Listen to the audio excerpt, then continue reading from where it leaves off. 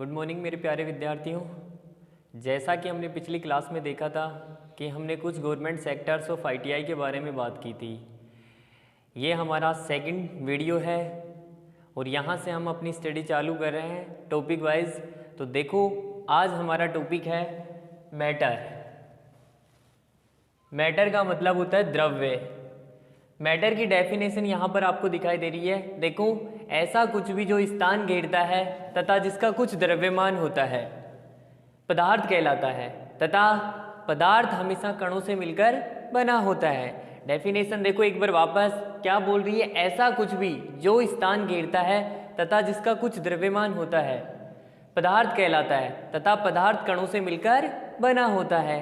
देखो, कहने का मतलब क्या समझाना चाह रही है अपनी डेफिनेशन, कि हमारे वातावरण, हमारे चारों तरफ कुछ भी ऐसी कोई भी चीज़ या कुछ भी वस्तु जिसका कुछ स्थान, जो कुछ स्थान घेरती है तथा उसका कुछ द्रव्यमान होता है, वो पदार्थ कहलाते हैं। और पदार्थ छोटे छोटे कणों से मिलकर बने होते हैं। फॉर एग्जाम्पल के लिए जैसे पेन हुआ, लकड़ी हुई, टेबल हुई, कार हुआ, पेड़ हुआ, ये सभी क्या होते हैं? हमारे पदार्थ होते हैं।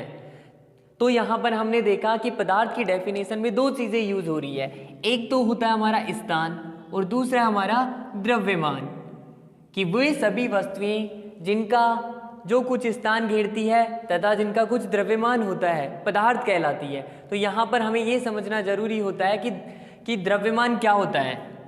किसी चीज़ का द्रव्यमान का मतलब ये होता है कि कोई भी वस्तु अपने अंदर उस पदार्थ की मात्रा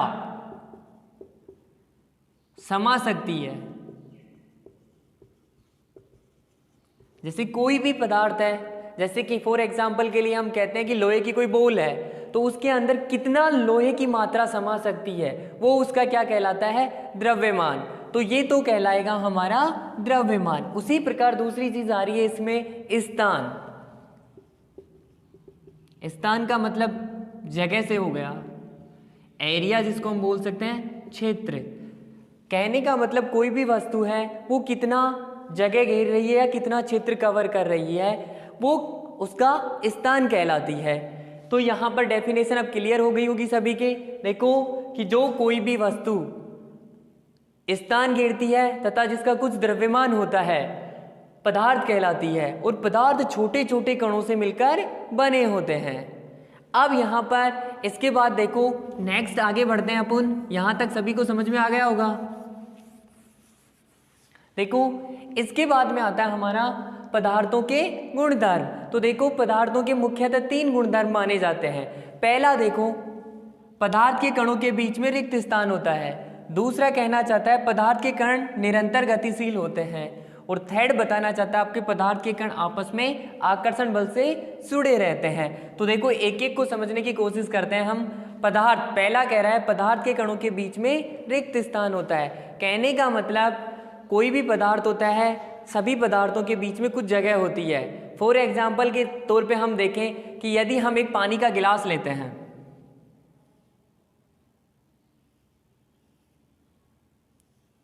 सपोज करो हमने एक पानी का गिलास लिया, इसमें पानी का स्तर यहां तक है,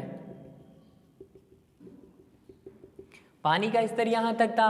हमने इसके स्तर को नाप लिया कि यहां पर पानी का स्तर है। उसके बाद हम देखते हैं कि ऊपर से हम 1 चम्मच नमक की इसमें डालते हैं।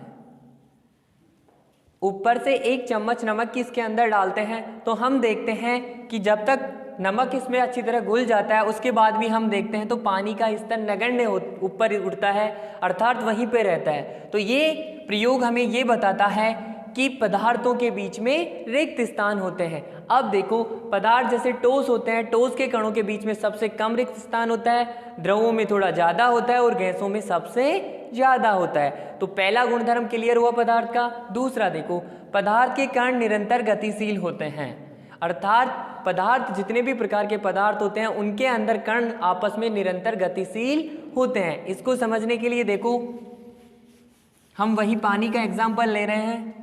एक गिलास के अंदर वापस पानी भरते हैं,